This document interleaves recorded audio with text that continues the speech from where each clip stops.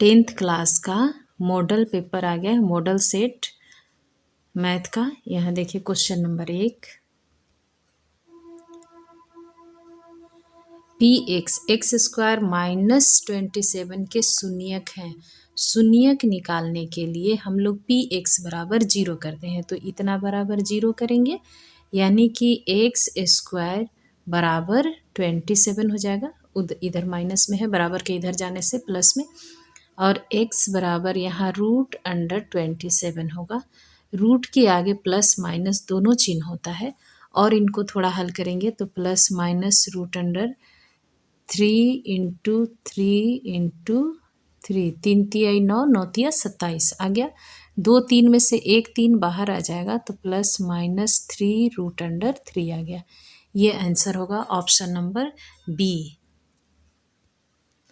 Option number B हो गया। इसके बाद कह रहा है यदि किसी बहुपद का ग्राफ एक्स अक्ष को 3 बिंदुओं पर प्रतिच्छेद करता है तो इसमें कितने शून्यक है। एक्स अक्ष पर देखिए, ये एक्स अक्ष है, ये वाई अक्ष है। इस पर यदि कह रहा है एक्स अक्ष पर 3 बिंदु पर प्रतिच्छेद कर रहा है तो इसके शून्यक 3 हुए। आपका आंसर हो जाएगा ए।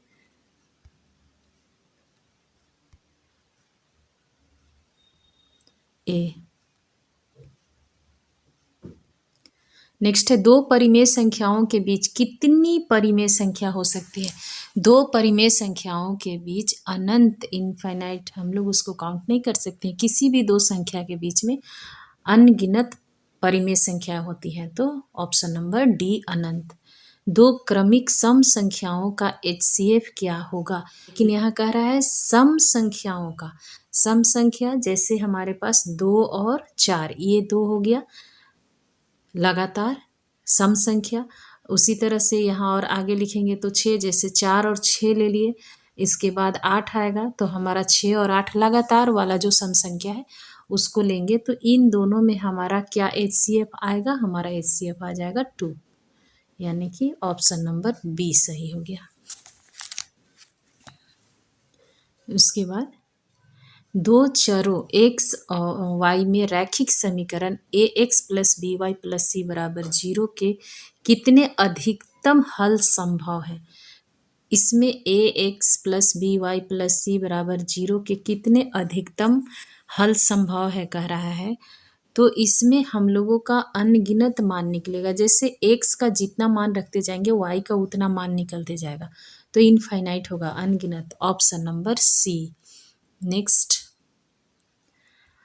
असंगत समीकरण युग्म द्वारा निरूपित रेखाएं कैसी होती है। असंगत है, यानी कि एक दूसरे के संगत में आया ही नहीं है रेखा, तो कैसा होगा। असंगत, प्रतिच्छेदी में तो एक जगह कटते हैं, एक जगह तो साथ में आते हैं, और समांतर में ऐसे ये एक दूसरे के टच में कभी नहीं आते हैं। समपाती मतलब एक दूसरे के ऊपर ही होगा, तो हमारा क्या आंसर होना चाहिए, बी होना चाहिए, समांतर। x² - 3x + 2 = 0 का एक मूल है।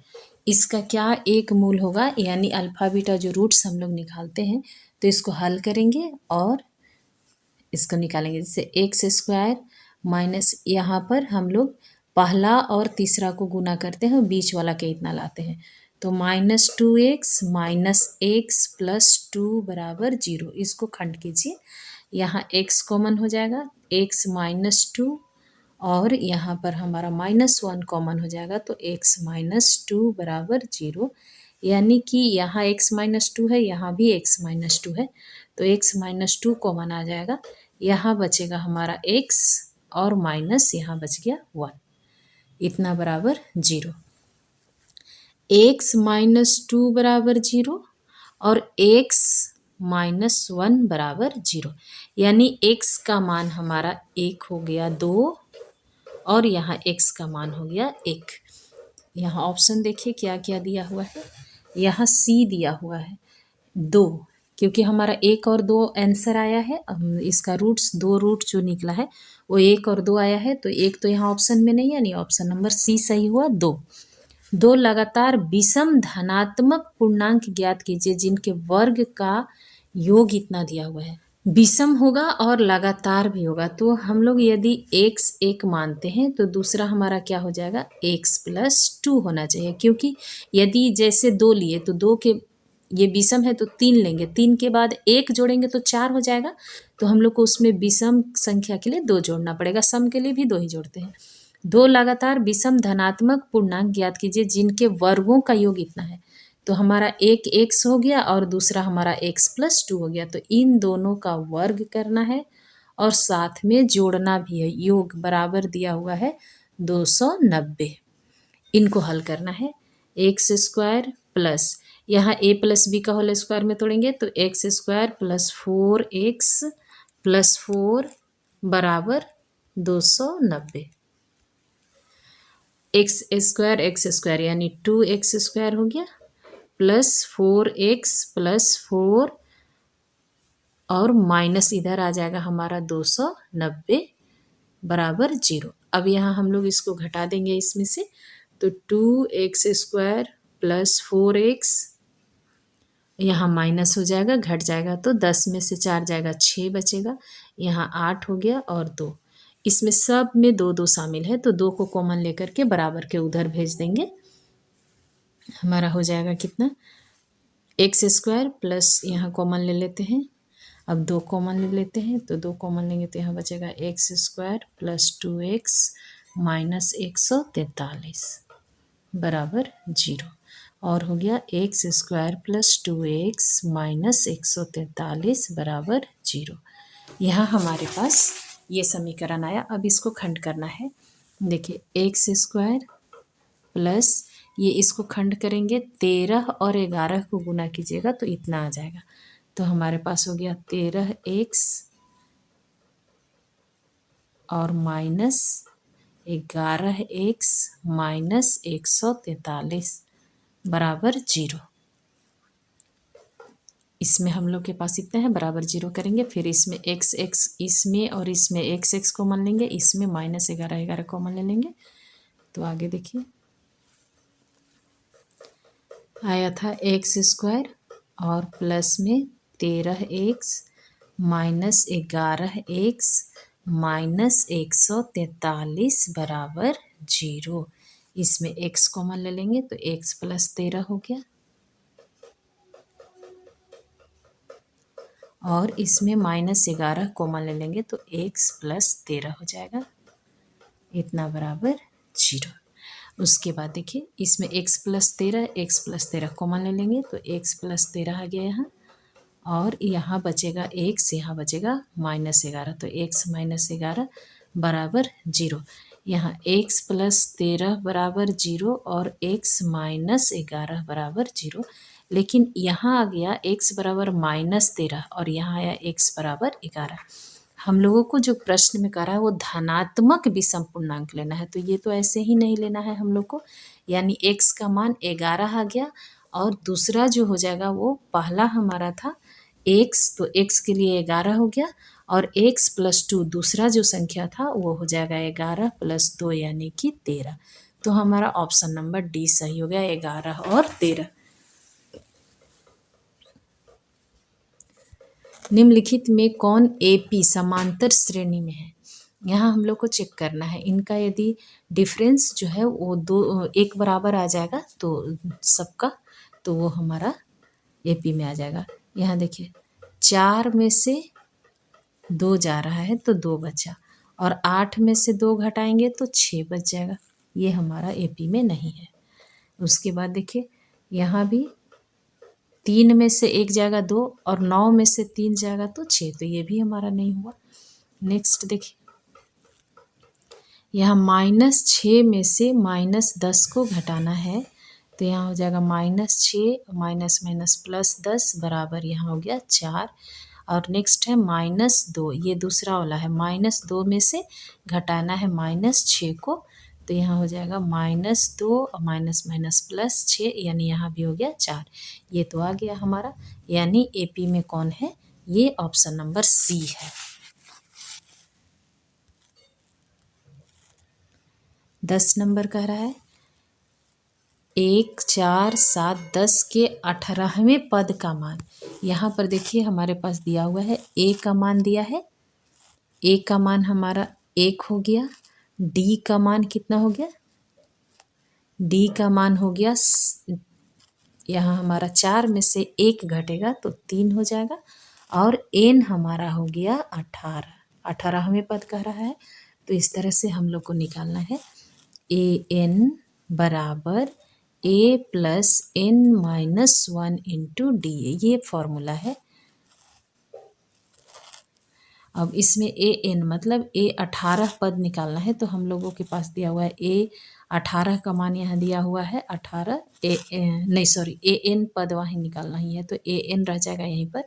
यहाँ ए का मान हो गया 1 और एन का मान यहाँ 18 दिया है, तो 18 माइनस 1 और गुना में 3, यहाँ हो जाएगा 1 प्लस यहाँ 18 में से 1 जाएगा 17 गुना 3 और 17 दिया 51 और प्लस 1 52, हमारा हो जाएगा 18वां पद 52। आंसर देखिए ऑप्शन नंबर सी सही है, तो हमारा सी हो गया 10 का 52।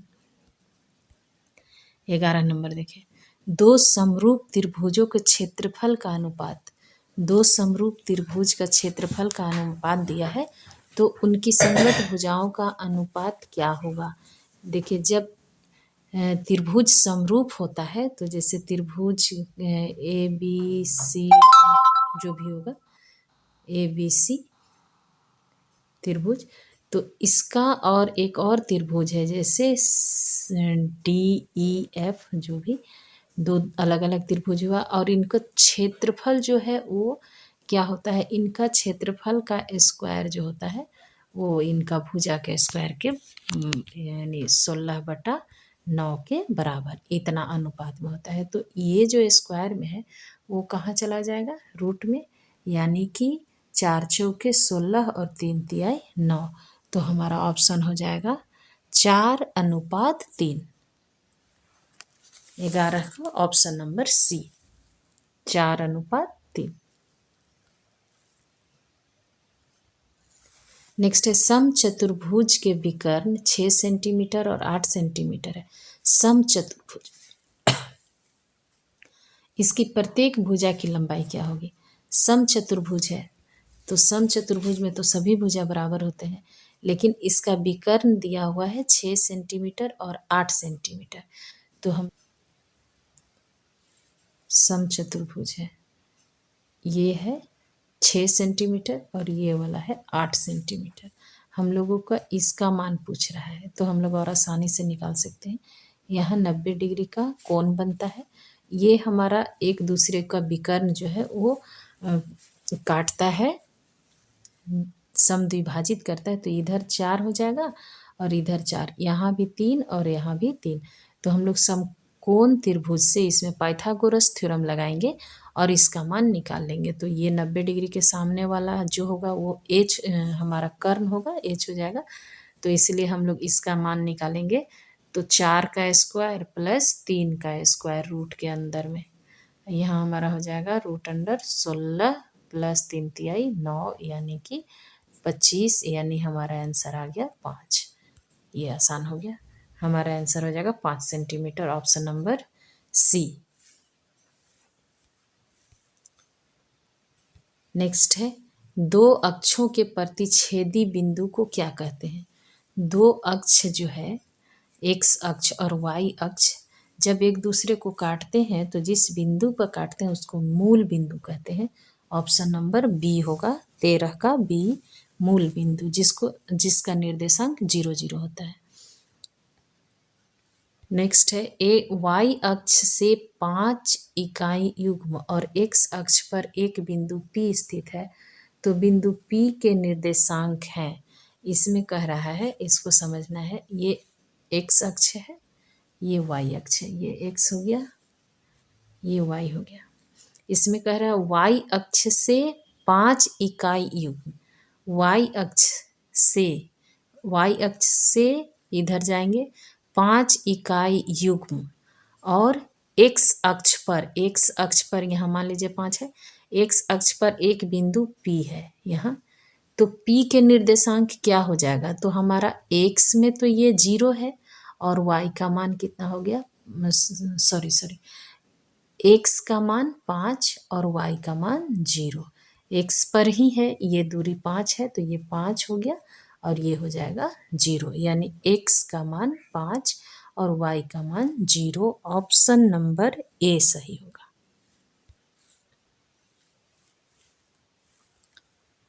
यहाँ लिखा है साइन ए बराबर 3/4, तो कौशिक ए का मान ज्ञात कीजिए। साइन का उल्टा क्या होता है, कौशिक होता है। साइन का उल्टा कौशिक, इसको सीधे पलट देंगे, कौशिक ए का मान हो जाएगा 4/3, ये आंसर हो जाएगा ऑप्शन नंबर 4/3 ए, 15 का ए। 16 देखिए, सेक ए प्लस tan ए यहाँ और ब्रैकेट में 1 - साइन ए बराबर है। इसको हल करना है, ये किसके बराबर होगा। सेक को भी हम लोग साइन कॉस के रूप में ले जाएंगे तो 1/cos ए हो जाएगा और प्लस साइन ए बटा में कॉस ए, और इनको गुना करना है, इधर है 1 - साइन ए से। उसके बाद यहाँ नीचे कॉस कॉस है तो एलसीएम लेने से कॉस ही रह जाएगा, तो यहाँ कॉस हो गया कॉस ए, ऊपर में आ जाएगा 1 + साइन ए इंटू 1 - साइन ए। यहाँ 1 + साइन ए 1 - साइन ए, ये सूत्र में आ गया हमारा a + b a - b, यानी a का स्क्वायर माइनस b का स्क्वायर, तो 1 का स्क्वायर 1 ही रह जाएगा, माइनस साइन का स्क्वायर करेंगे तो साइन स्क्वायर a बटा में कॉस a हो गया। 1 - साइन स्क्वायर के लिए सूत्र है कॉस स्क्वायर, तो कॉस स्क्वायर a बटा में कॉस a, कॉस a से कॉस a एक कैंसिल हो गया, यानी कॉस a बचा, तो हमारा आंसर होगा कॉस a, यहाँ ऑप्शन नंबर बी, 16 का बी।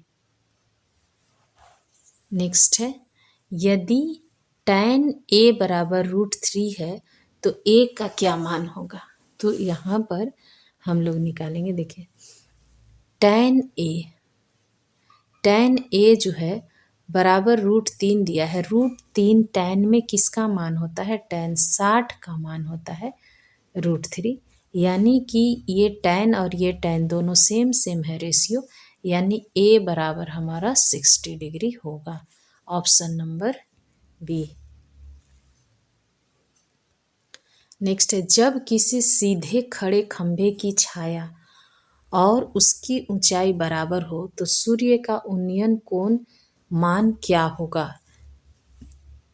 यहाँ पर जब किसी खंभा, मान लीजिए कोई खंभा है ऐसा ना, एक खंभा है, खंभे की छाया, ये छाया और इसकी ऊंचाई, यानी ये छाया हो गया और ये ऊंचाई, ये दोनों बराबर होगा तो यहाँ कितने डिग्री का कोण बनेगा। देखिए ये दोनों बराबर है, ये 90 डिग्री है, भुजा बराबर होगी तो उसके सम्मुख कोण भी बराबर होंगे। जब ये भुजा और ये भुजा बराबर है तो ये कोण और ये कोण दोनों बराबर हो जाएगा, तो ये 90 डिग्री है, त्रिभुज के तीनों कोणों का योग 180 डिग्री होता है। ऑलरेडी ये 90 है तो 90 बचा, तो 45 ये और 45 ये, यानी ऑप्शन नंबर बी, इसमें कोई दिमाग नहीं लगाना है, ऑप्शन नंबर बी हो गया। अर्धवृत्त का कोण कितने डिग्री का होता है, तो 90 डिग्री का होता है। अर्धवृत्त पर बना कोण समकोण होता है, ऐसा एक वृत्त है, यहाँ अर्धवृत्त हो गया, यहाँ से कहीं भी हम लोग त्रिभुज बनाएंगे तो यहाँ 90 डिग्री का कोण बनता है, ये थ्योरम ही है। अर्धवृत्त पर बना कोण समकोण होता है, यानी कि 90 डिग्री हो गया आपका 19 का डी, ऑप्शन नंबर डी। यदि दो वृत्तों, लिखा है, यदि दो वृत्तों के केंद्रों के मध्य दूरी उनकी त्रिज्याओं के योग के तुल्य हो तो उनकी उभयनिष्ठ स्पर्श रेखाओं की संख्या होगी। देखिए यदि दो वृत्त, लिखा है दो वृत्त, एक वृत्त ये, एक वृत्त ये, और ये दोनों वृत्त एक दूसरे से सटा हुआ है, यानी कि इनके बीच का केंद्र का जो दूरी है वो इनके त्रिज्याओं के योग के बराबर है। इनका त्रिज्या और इनका त्रिज्या दोनों का मान लीजिए ये r1 और प्लस ये हो जाएगा r2, यही दूरी है इनके बीच। तो उनकी उभयनिष्ठ स्पर्श रेखाओं की संख्या कितनी होगी। उभयनिष्ठ स्पर्श रेखा कितनी हो सकती है इनकी। उभयनिष्ठ तो यहाँ से एक होगा और देखिए इधर से ऐसे जब हम लोग खींचेंगे तो एक इधर और ऐसा उभयनिष्ठ ना, तो एक उभयनिष्ठ रेखा ये, एक ये और एक ये, यानी कि यहाँ पर हमारा 3 रेखा जो होगा वो दोनों उभयनिष्ठ हो जाएगा, दोनों वृत्त के लिए हो जाएगा। तो हमारा ऑप्शन नंबर हो गया सी 3। नेक्स्ट देखिए, वृत्त के केंद्र से समदूरस्थ जीवाएं आपस में, वृत्त के केंद्र, यहाँ पर देखिए एक वृत्त है, वृत्त के केंद्र से समदूरस्थ जीवाएं, इधर जीवा और ये जीवा दोनों बराबर है, आपस में क्या होगा, जब समान दूरी पर है तो बराबर होगा, ये दूरी और ये दूरी बराबर है केंद्र से, तो दोनों जीवा आपस में बराबर होगा, इसलिए 21 का बी समान होगा। 2 गोले के आयतन का अनुपात 8 और 27 है, उनके पृष्ठीय क्षेत्रफल का अनुपात होगा। देखिए क्वेश्चन नंबर 22 है, यहाँ पर 2 गोला दिया हुआ है, एक ये गोला हो गया छोटा और एक बड़ा, इसमें कह रहा है कि दोनों का आयतन का अनुपात दिया हुआ है, इनका और इनका आयतन का अनुपात है 8 और 27, तो उनके पृष्ठीय क्षेत्रफल क्या होगा। तो ये छोटा है, इनका छोटा आर मान लीजिए, ये बड़ा है तो इसका बड़ा आर मान लेते हैं त्रिज्या। अब देखिए इनका आयतन, दोनों गोले का आयतन हमारे पास दिया हुआ है, तो हम आयतन लिखेंगे 4/3 पाई, छोटा वाला का लिख रहे हैं तो r3, और बटा में 4/3 पाई, बड़ा वाला है तो बड़ा r का होल क्यूब बराबर 8/27, ये दिया हुआ है। 4/3 कट गया, पाई से पाई भी कट गया, ये r3 है, तो हम लोग r बटा बड़ा आर, छोटा आर बटा बड़ा आर, ये r3 है, बराबर के उधर भेज देंगे तो रूट में आ जाएगा, क्यूब रूट, तो 8/27 यानी कि 2/3 आ गया। आर बटा आर, छोटा आर बटा में बड़ा आर बराबर 2/3, यानी हम लोग छोटा आर का मान निकाल लेते हैं यहाँ से, तो हमारे पास आ जाएगा छोटा आर बराबर 2/3 गुना में आर। तो इस तरह से छोटा आर का मान इतना हो गया। अब हम लोग दोनों का निकालेंगे क्षेत्रफल का अनुपात। क्षेत्रफल लिखना है तो छोटे गोले का क्षेत्रफल हो जाएगा 4 पाई r का स्क्वायर, और यहाँ हो जाएगा 4 पाई बड़ा R का स्क्वायर।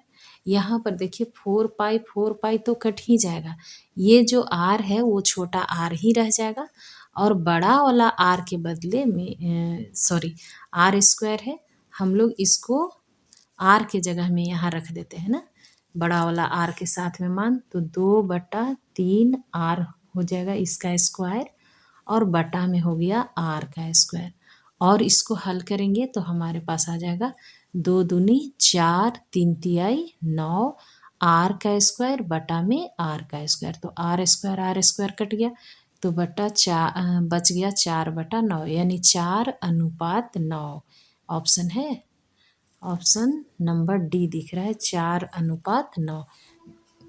किसी गोले का वक्र पृष्ठीय क्षेत्रफल 144 पाई वर्ग सेंटीमीटर है, तो उसकी त्रिज्या क्या होगी। किसी गोले का वक्र पृष्ठीय क्षेत्रफल है, गोले का वक्र पृष्ठीय क्षेत्रफल और संपूर्ण पृष्ठीय क्षेत्रफल सेम ही होता है, तो गोले का हो जाएगा 4 पाई आर स्क्वायर बराबर दिया हुआ है 144 पाई, तो पाई से पाई कैंसिल, और आर स्क्वायर बराबर हो जाएगा 144/4। ये जो स्क्वायर है इसको बराबर के उधर भेज देंगे तो इधर आ जाएगा रूट में, यानी बार 44 से और बटा में 2, ये कट जाएगा 6, यानी कि आर का मान हो गया 6 सेंटीमीटर। ऑप्शन नंबर 1 सही है, 6 सेंटीमीटर। ए हो गया 23 का ए। नेक्स्ट है, एक सिक्के को उछालने पर चित आने की प्रायिकता। एक सिक्के को जब उछालेंगे तो हेड भी आएगा और टेल भी आएगा। दो कंडीशन आ सकता है, हेड भी आ सकता है या टेल भी। और इसमें से हेड आने क्या पूछेगा तो भी 1/2 और टेल आने के लिए पूछेगा तो भी 1/2। इसमें सिक्के को उछालने पर चित यानी टेल के लिए पूछ रहा है 1/2। ऑप्शन नंबर बी सही होगा। 25 का 24 का 1/2 बी। ये बी नंबर सही हो गया 24 का। 25 देखिए, निश्चित घटना की प्रायिकता। निश्चित घटना कह रहा है तो 1, निश्चित घटना के लिए 1, जो घटना नहीं घट सकती है उसके लिए 0। एक पासा को उछाला जाता है तो सम संख्या आने की प्रायिकता। पासा में 1 2 3 4 5 6, ये 6 अंक होता है। इसमें सम संख्या पूछ रहा है तो 1 2 3, 3/6, यानी कि 1/2 आंसर आएगा आपका। ऑप्शन नंबर ए 26 का ए सही है। नेक्स्ट है, x+2, 3x और 4x+1 समांतर रेखाओं समांतर श्रेणी में हो तो x का मान क्या होगा। देखिए क्वेश्चन अच्छा है, कह रहा है कि ये और ये समांतर श्रेणी में है, यानी कि सबके बीच का गैप जो होगा वो बराबर होगा, यानी कि 3x - x+2 ये ब्रैकेट में, और इनका मान बराबर हो जाएगा 4x+1 - 3x, यानी कि इसमें से इसको घटाए और इसमें से इसको घटाए तो सबका मान बराबर होना चाहिए, क्योंकि d जो होता है वो बराबर होता है। यहाँ हल करेंगे तो 3x - x - 2 बराबर यहाँ हो जाएगा 4x+1 - 3x। यहाँ हमारा हो गया 3 में से 1 जाएगा तो 2x बच जाएगा, -2 हो गया। यहाँ हमारा 4x में से 3x चला जाएगा तो 1x बचेगा, +1। x को एक तरफ ले आते हैं तो 2x - x हो गया, और ये माइनस में इधर आ करके प्लस में होगा तो 2 + 1 यानी 3। यहाँ x बराबर 3, हमारा x का मान हो गया 3। ऑप्शन नंबर सी सही हो गया, 27 का सी। नेक्स्ट है, देखिए 6 8 9 x तथा 13 का माध्य 10 हो तो x का मान क्या होगा। ये माध्य बहुत आसान है, इसको पहले हम लोग यहाँ माध्य निकालना है तो सबको जोड़ करके और जितनी संख्या है उससे भाग करते हैं। तो यहाँ हमारा हो जाएगा x माध्य बराबर, यहाँ माध्य लिख रहे हैं, माध्य बराबर हो गया 6 + 8 + 9 + x + 13। इतनी संख्या है, 1 2 3 4 5 संख्या, 5 हो गया। ये माध्य दिया हुआ है 10, तो यहाँ 10 हो गया, 10 और इधर से 5 को यहाँ ले आएंगे तो गुना में हो जाएगा, बराबर इधर जोड़ दीजिए सबको, इसको इसके साथ ले आए तो यहाँ हो जाएगा 6, इनको जोड़ना है, 8 6 14, 14 और 13 27, और 27 और 9 जोड़ देंगे 36 और प्लस x, यहाँ हो गया 50, इसको इधर ले आएंगे तो -36 बराबर x, यानी x बराबर हो जाएगा 14। हमारा x का मान 14 है। देखिए ऑप्शन में है 14, C number, option number C 14। करा है 2 6 4 5 0 2 1 3 2 का बहुलक, जो सबसे ज़्यादा बार आया होगा वही बहुलक होगा। इसमें देखिए हमारे पास 2 एक बार, 2 बार, 3 बार है, 2 कितनी बार आया, 3 बार आया है, बाकी कोई संख्या 3 बार नहीं दिख रहा है, यानी कि हमारा इस आंकड़ा जो दिया हुआ है उसका बहुलक 2 होगा। ऑप्शन नंबर ए सही हो गया। लास्ट प्रश्न देखिए, 8, 7, 12, 15, 10, 9, 11 की माध्यिका होगी। माध्यिका यानी बीच की होगी, जो बीच वाला स्थान में होगा। 2, 2, 4, 2, 6, 7 अंक है, यानी कि हम लोग का विषम संख्या है, तो हम लोग 7 + 1/2 करते हैं, यानी कि 8/2, यानी चौथा स्थान पर जो अंक होगा वो हमारा माध्यिका होगा। लेकिन इस अंक पर लाने से पहले उसको सजाना है असेंडिंग ऑर्डर में, बढ़ते हुए क्रम में। तो इनको सजाएंगे हम लोग। यहाँ हो गया सबसे छोटा 7, उसके बाद 8, उसके बाद 9, उसके बाद 10, 11, 12 और 15। 2, 2, 4, 2, 6, 7, ठीक है।